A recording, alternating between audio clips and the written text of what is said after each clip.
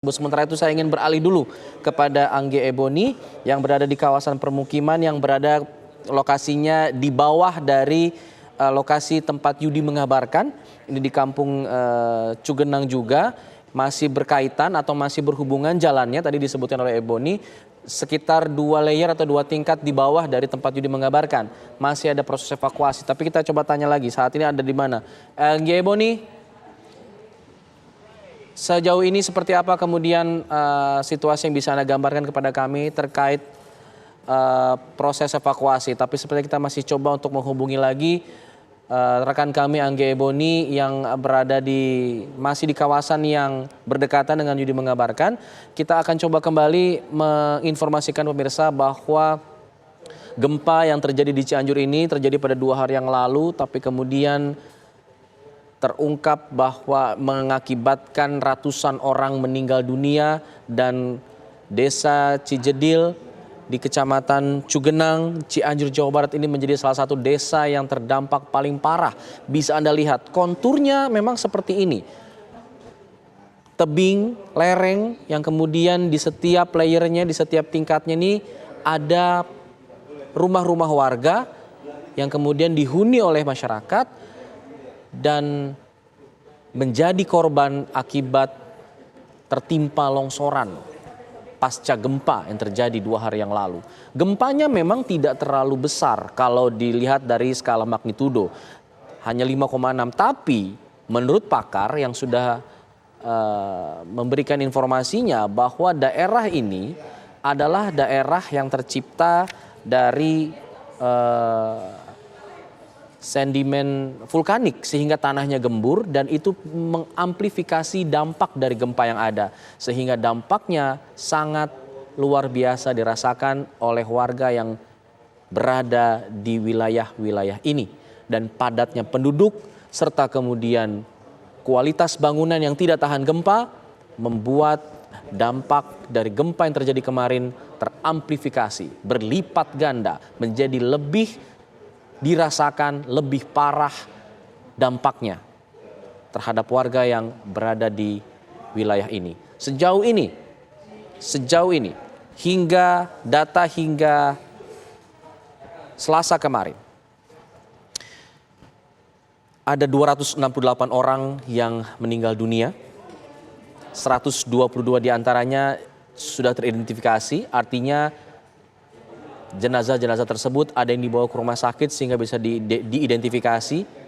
Tapi ada pula dari 268 orang yang meninggal tersebut, ada yang langsung dikebumikan, ada yang langsung dimakamkan, ada yang dibawa oleh keluarganya.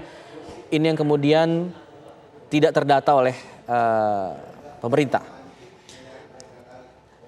Sementara ada 1.083 orang yang tercatat luka-luka. Tadi juga Menteri Kesehatan Budi Gunadi Sadikin mencatat ada 474 korban luka berat yang harus segera mendapatkan tindakan operasi.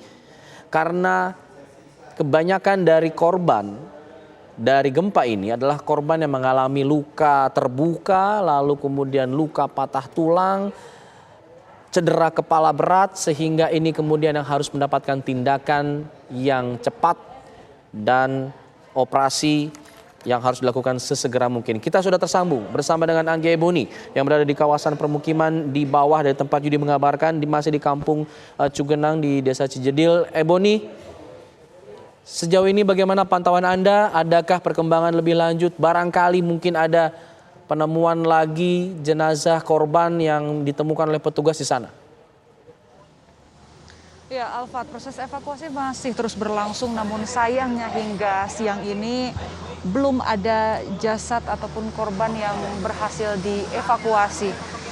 Jadi kami juga masih menunggu, tim Basarnas mungkin nanti akan mengabarkan apabila sudah ada data jumlah korban pastinya ketika korban berhasil dievakuasi. Nah, kalau Anda bisa saksikan ini di layar kaca Anda, Alfat dan pemirsa, ini adalah lokasi yang jauh lebih di bawah dari tempat kami mengabarkan.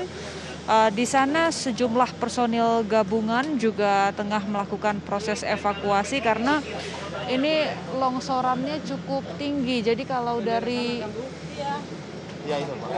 Dari lokasi rekan Yudi tadi, mengabarkan itu di area jalan raya, kemudian di bawahnya ada satu tingkat banyak permukiman warga, kemudian turun lagi di lokasi kami dan ini masih jauh lagi di bawah itu juga masih ada warga ataupun permukiman. Nah, ini ada satu warga yang baru saja datang.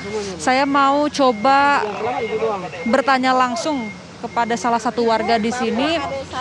Nampaknya tengah mencari anggota keluarga mereka yang hilang. Nampaknya saya akan memberikan waktu kepada warga tersebut karena tengah diwawancari juga oleh petugas kepolisian di sini yang tengah menginformasikan kepada warga bahwa memang proses pencarian masih terus berlangsung. Ibu, maaf Bu, saya boleh ganggu waktunya sedikit ya Ibu ya. Ibu namanya siapa Bu? Siti Nurjana. Ibu Siti Nurjana, warga asli sini? Iya. Tinggal di Di bawah situ. di bawah sini ya Ibu ya? Iya. Oke. Anggota keluarga masih ada yang belum ketemu Bu? Katanya udah ketemu ibu, adik saya sama bapak saya yang masih di situ. Dan Iya, ayah. bapak saya. Dua, berarti kalau kemarin dalam satu rumah ada berapa anggota keluarga Bu?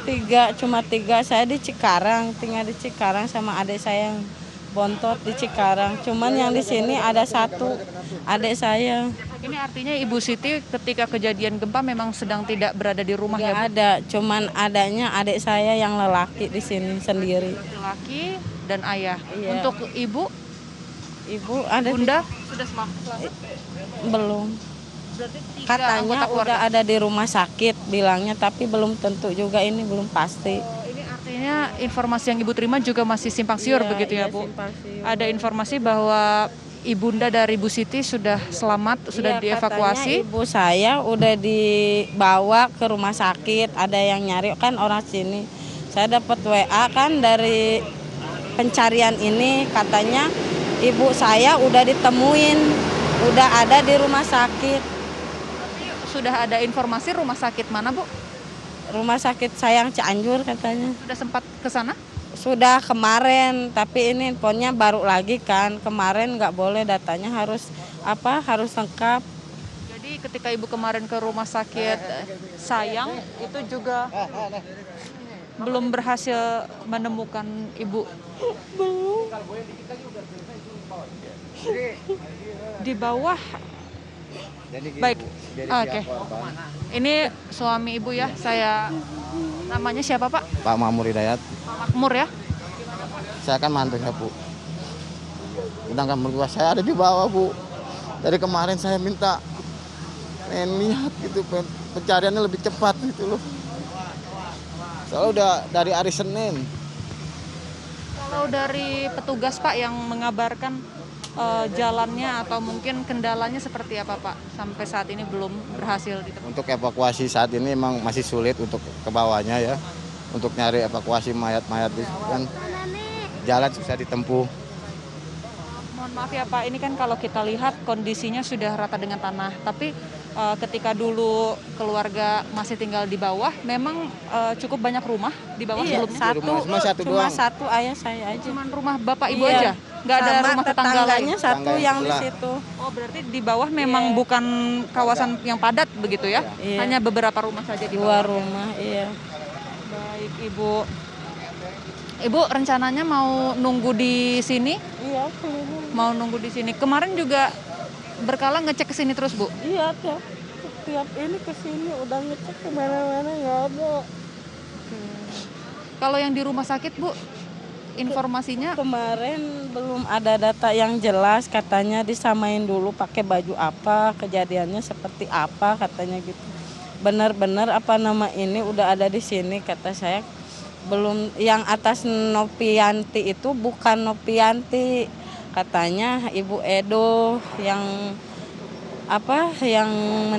yang di kantongnya itu bukan Nopianti, makanya saya datang ke sini.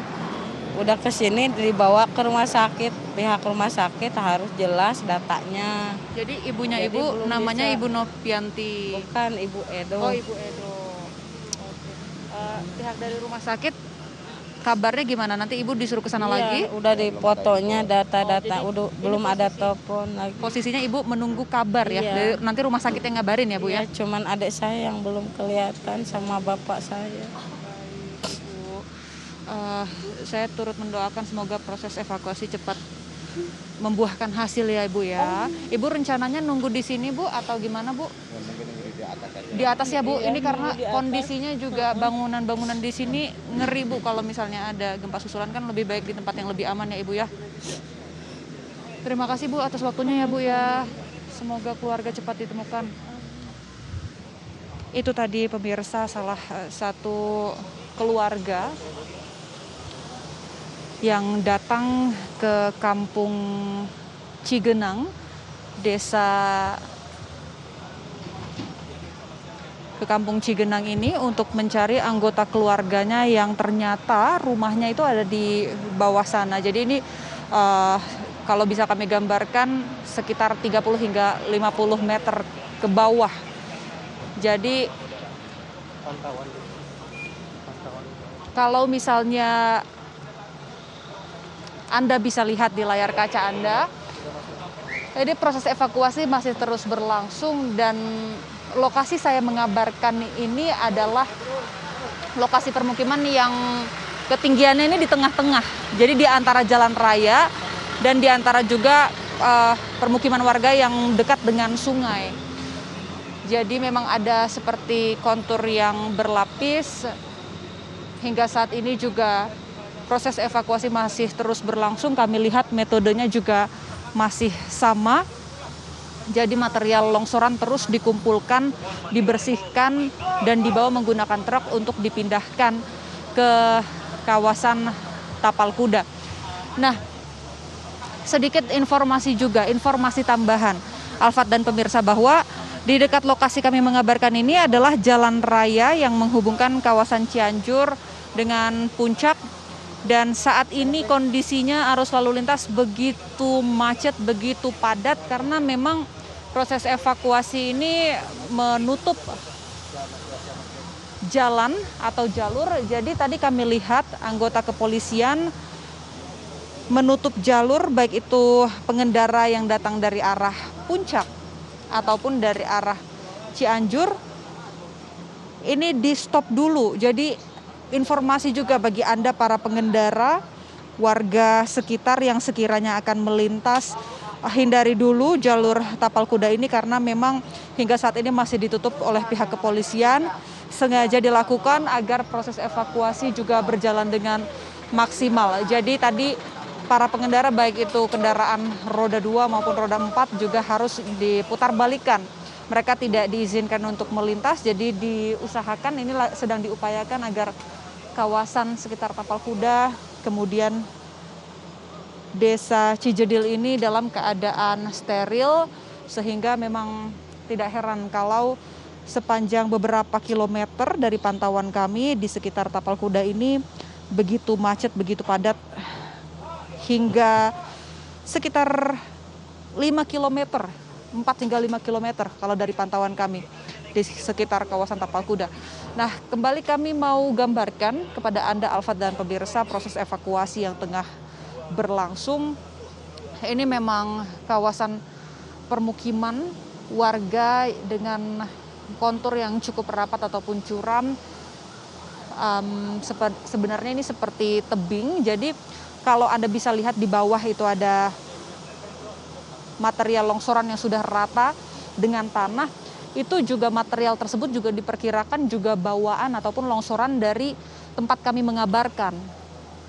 Jadi ini seperti bertingkat dan longsoran bisa turun ke lokasi kami dan turun lagi ke bawah. Karena tadi pun kami lihat banyak juga, ada beberapa juga kendaraan warga yang berhasil dievakuasi seperti khususnya sepeda motor yang tadi kami cukup banyak lihat.